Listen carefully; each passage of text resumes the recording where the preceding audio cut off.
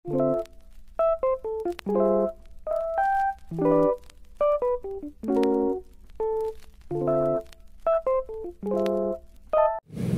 guys, Angelica at your screen. Welcome to another video.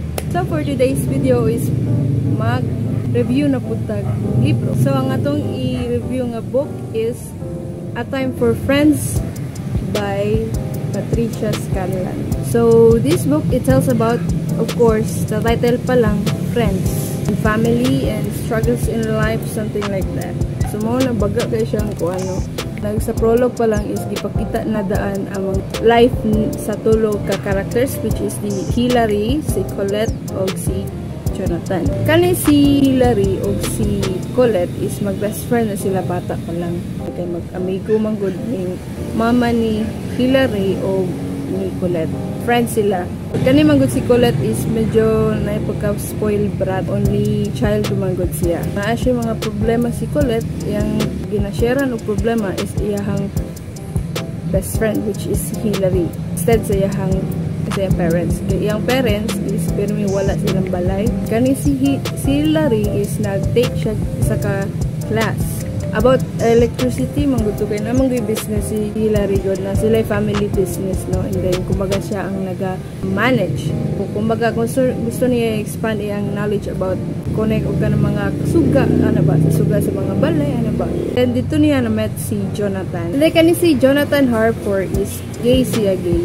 Tung bata pa siya is naka-experience siya o ka ng abuse. Buso siya sa ilang neighbor. And then, moto siya, and so on. And then, dito sila naging mag-best friend ni Hilary, and so on, so on. Kani si Colette is, diba, na-mention ako gaya na medyo pagka-spoiled brat siya. Di siya gusto nga ka ng naimangilong sa best friend. Gusto niya nga, ang nakatuon lang pirme ang attention ni Hilary ka siya ha. Kumbaga, nagselo siya ba?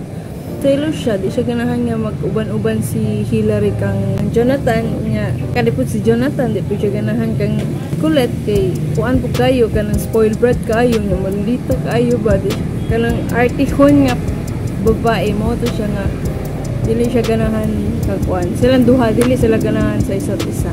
Si Colette Manggod is medyo pagka-spoiled brat man siya.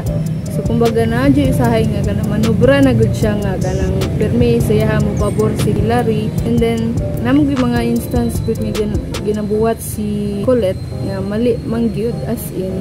So moto siya gi-advisean si Hilary sa iyang bana nga dapat dili na magkig-amigo anak kang Colette kay murag ka nang ginairo-iro ra manggud ka ana. So moto siya. Syempre kani si Colette ug si Hilary is mag best friend naman sila dugay. Ang pangutanaan ni is kaya ba sa ego ni Hilary nga makig-break friendship, break up ba tawagan na kanang makig-bulag sa as a friendship si Hilary kang Colette, or i-keep lang dapon niya iyang friendship? Mabalaan na ninyo pagbasahon ninyo nga libro. And then mo to siya dito focus ang story sa tulo ka characters. Muna taas kayo kay gina-tackle niya dili lang about sa katong tulo ka characters. I-tackle po nila ang ilang slice of life, kung saan yung mga nahitabo. Ang the best quote na akong nabasahan diri, simple phrase lang siya. To have a friend, you have to be a friend. Diba? Simple lang kayo siya nga quote, no? Pero with deep meaning. Ibig sabihin, if friend ti ka, dapat i-treat po ko nimo as a friend. Dili lang nga as murag ka ng katabang or ka ng ikaw lang naka-benefit sa friendship or kana pa. Dapat i-treat po ko nimo as a friend. Diba? Very simple quote pero with deep meaning. Ang ganahan ko sa libro actually. So I'll give this book 3 out of 5. Ngano? Kay ang kuan niya is baga kaayo, ang taas kayo siya. Pero ang iyang climax na nadiri adapita, ana dira nga part.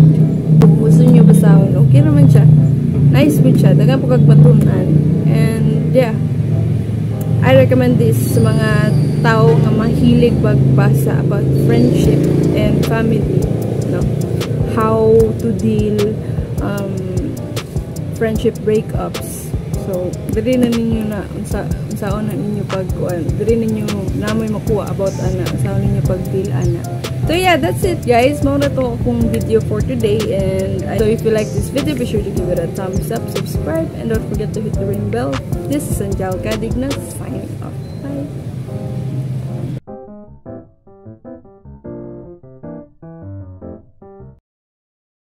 Bye.